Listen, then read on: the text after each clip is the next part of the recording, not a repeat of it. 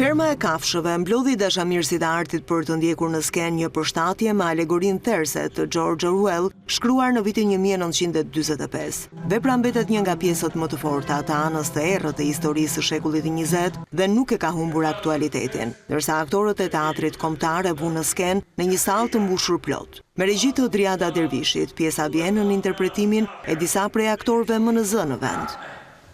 Asnjë kafshë nuk e di se çdo të fjalë shkopje dhe luturi. Asnjë kafshë nuk është e lirë. Spektatorët patën mundësi të shohin revolucionin në fermën Manor. Kafshët ngrihen kundër njeriut pronar dhe marrin kontrollin e fermës. Edhe pse ferma e kafshëve fillimisht simbolizoi Rusinë dhe Bashkimin Sovjetik në drejtimin e Partisë Komuniste, tashmë ajo përfaqëson çdo shoqëri njerëzore, qoftë ajo kapitaliste apo socialiste, fashiste apo komuniste, dhe mbetet prej më shumë se 70 vitesh, një satirë e idealizmit të barazisë që korruptohet nga pushteti. Me një kast aktorësh të përzgjedhur si Neritan Liçaj, Ervin Çuli, Eriona Kakeli, Anila Bisha e të tjerë, ferma e kafshëve do të vijojë të shfaqet në teatrin kombëtar deri në datën 4 maj.